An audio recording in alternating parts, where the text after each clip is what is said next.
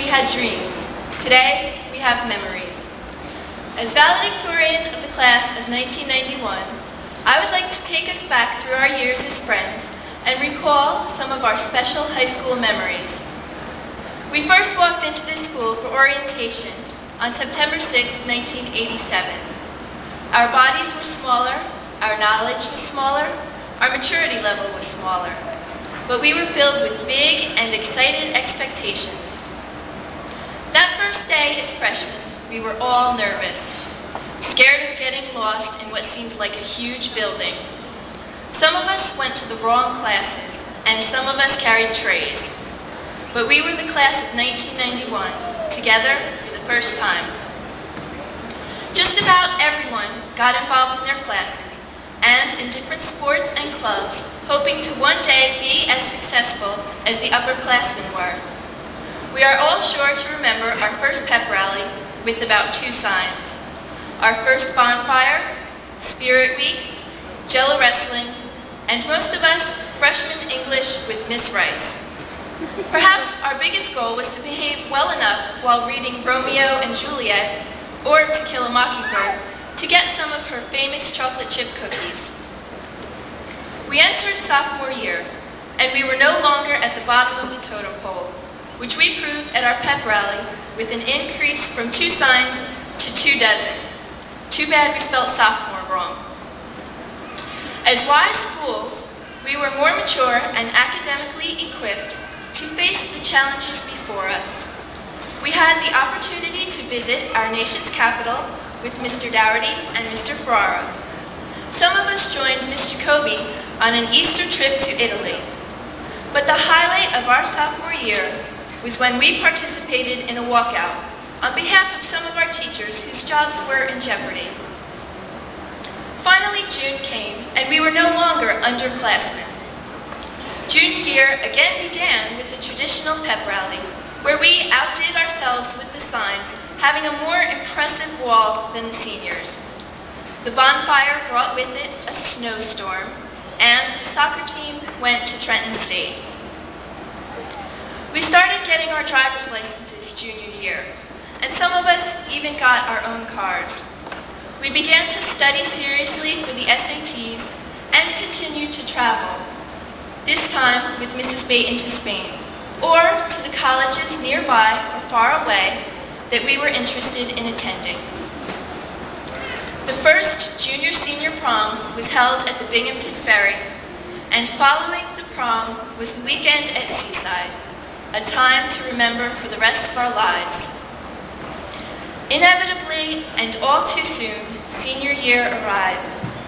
And as enthusiastic seniors, we decided from the beginning we would not say goodbye to Brearley quietly, but we would leave our mark on Brearley by keeping the memories alive.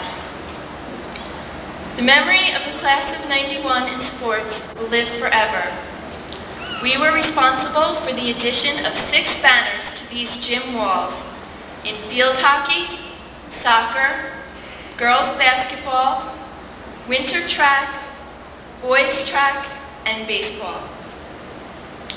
Our senior year at Brearley included many changes: a new principal, a new vice principal, an October homecoming, a Christmas tree, a spring scavenger hunt, and a full-day senior class trip to Dorney Park.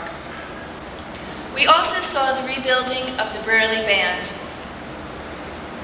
The class of 1991 brought back Jello wrestling and introduced a new Spirit Week with new contests such as handstanding and bobbing for cherries, along with the Western Hippie dress-up day. In addition, we also gave Brearley the idea of a Mr. Brearley and a weekly top 10 book list. Finally, the biggest way of keeping the memories alive was the first senior slideshow, which will now become a Brearley tradition. For many of us, perhaps the biggest highlight of our senior year was the prom. Our night at the Short Hills Hilton on May 17th proved once again how well we can all work together, and the strength of the friendships we had formed over the years. Once again, the prom was followed by a wonderful, cold weekend at Seaside.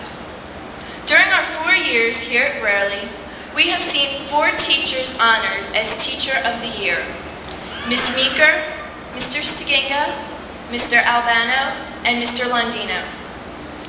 These teachers are examples of the fine leadership and direction we have received during our years at Brearley from all the teachers. And we will carry something from each teacher we have had with us for the rest of our lives. They cared for us in a special way, and while they sometimes babied us, they just as frequently reminded us we wouldn't get treatment like that from our college professors. People touch and then they're gone. And in addition to our classroom teachers, there are 3 special women who have led our class through Brearley for 4 years and in many ways touched the class of 1991. Although we will be gone next year, we will always remember the diligent dedication, hard work, and excited participation of Mrs. Mand, Miss Vaccarino, and Miss Harcroft. If the measure of an outstanding senior class is its caring for one another, its commitment to excellence, and its ability to accept change, as well as to make changes that will influence others, then our class, the class of 1991, is truly the best of the 25 classes to graduate from David Brearley Regional High School. We were special right from the beginning, and we let the whole world know, you can't touch the class of 1991.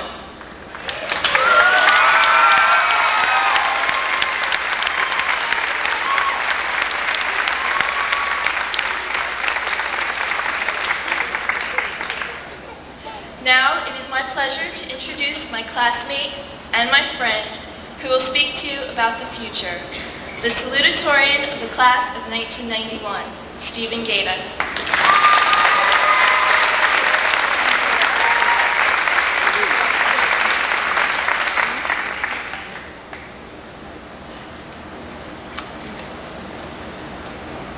Good evening, honored guests.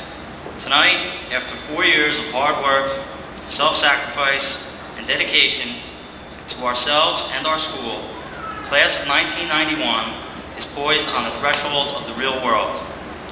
Soon, we will all be on our own trying to accomplish our goals. Some of us will be attending a college or university, others will be at a vocational or trade school, and still others will enter the workforce directly. But all of us are starting from the same place, David Brearley High School.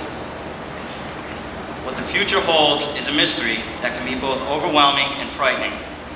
However, the education we have received in these past 4 years will help us in whatever we choose to do. The lessons learned in the classroom, how to write research papers in English and history, how to study for math and science tests, and how to speak a foreign language, have well prepared us for the challenges that lie ahead. Those lessons learned on the playing fields, the spirit of competition and good sportsmanship, and the values of teamwork and dedication will likewise aid in our transition into the adult world. Whether it was teachers sharing their knowledge or coaches driving us to perform to our potential, we all have had a chance to enjoy success and to learn from failure. The class of 1991 will have to face many problems in this decade and in the 21st century. We will be confronted with environmental dilemmas such as ocean dumping and the hole in the ozone layer. There are also diseases like cancer and AIDS that remain unsolved mysteries for our generation to unravel. Poverty, hunger, and poor health care afflict many nations, including our own. I believe we will meet the challenge of the coming years with determination and ingenuity. Perhaps there is a future environmentalist here who will discover a solution to the ocean dumping and ozone problems. Maybe there is someone here who will find a cure for cancer or AIDS. And quite possibly there is, among us, a future leader of this country who will take the United States to new heights. But even if no one here aspires to such greatness, I know the contributions of this class to society will not be small. is because we have been well educated by both parents and teachers that I have such confidence in my peers. Now in closing, I would like to address my fellow classmates. Some of you I have just met this year, and others I have been in school with for 13 years. But the following Longfellow quote applies to everyone. Not in the clamor of the crowded street, not in the shouts and plaudits of the throng, but in ourselves our triumph and defeat. May you all find your triumph and happiness and success. Thank you.